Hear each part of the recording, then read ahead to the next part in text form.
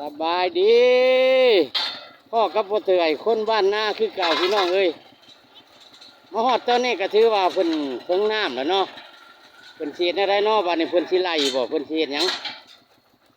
ไล่ขี้ฝุ่นบ่หรือว่าอะไรหลังจากนั้นเพิ่นก็สิได้เอาท่อลงแล้วเนาะพี่น้องเนาะเดี๋ยวนี้กำลังเอาท่อขึ้นน้ำออกด้วยลูกก็อยู่แม่ลุงซาเพิ่นก็ยืนเถลออยู่นั่นน่ะนี่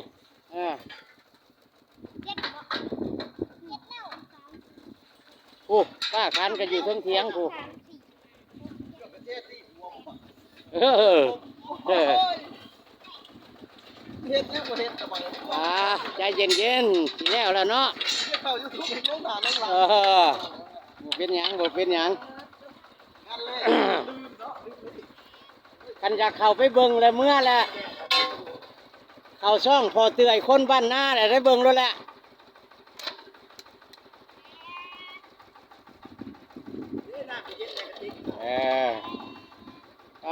มื้อนี้ก็แดดสมควรเด้อพี่น้องเด้อ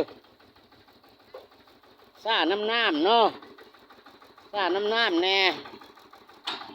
หรือว่าน้ำก็สิอยู่เลิกบ่ว่าแน่ได้นี่แหละโถ่หัวหน้าบริษัทเพิ่นกำลังดับเครื่อง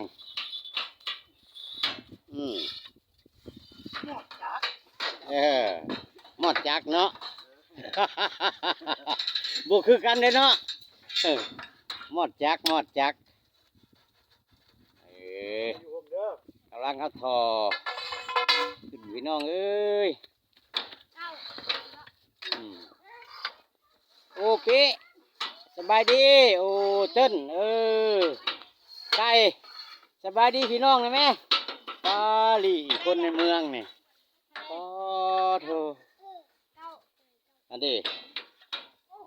กำลังเห็ดกินเนาะพี่น้องเนาะกำลังหนึ่งเข่ากับล่างพักกำลังแต่งกินใกล้สิแล้วแหละโอ้ป้าคันก็อยู่เทียงโถโถ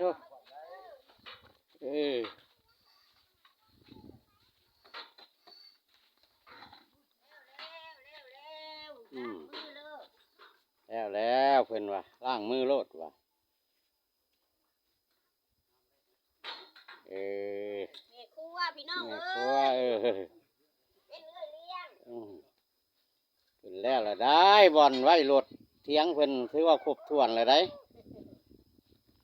ให้หน้าเพิ่นกระสาวออกหลายให้แล้วซ้ำสีดำยันแต่ฝนบ่ตก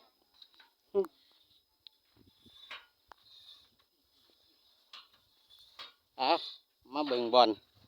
นายสร้างเพิ่นกำลังทึกกันเนาะพี่นี่เอาท่อขึ้นพี่น้อง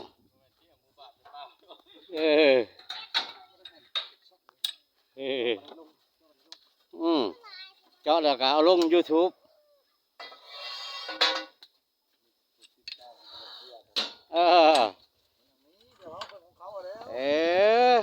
ก่อนหมู่สิติดตามเฮาก็ติดตามหมู่แล้วเนาะน้ำพึ่งเรือเสือพึ่งป่าคือเพิ่นว่าแหละพี่น้องเอ้ยเห็ดยังก็เห็ดคนเดียวมันเห็ดบ่ได้มันต้องสามัคคีกันตั้งแต่ลิ้นคีย์บอร์ดกันยังมีผู้ร้องเพลงเนาะลิ้นเองร้องเองบ่เกิน3 เพลงกันนี้แล้วมีใครเบิ่ง ต้องสามัคคีกันคือว่าแหละโอ้ย่างกายกินนี่ข้าวดาบ่บรรยากาศตอนเที่ยงพี่น้องเอ้ยแดดเด้มื้อนี้4 ขึ้นมาได้เทวะ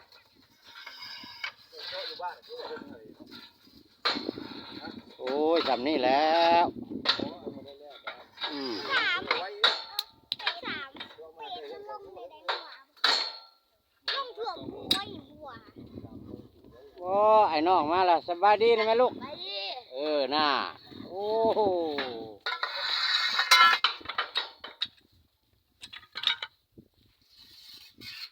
นั่นแหละบอกเพิ่น3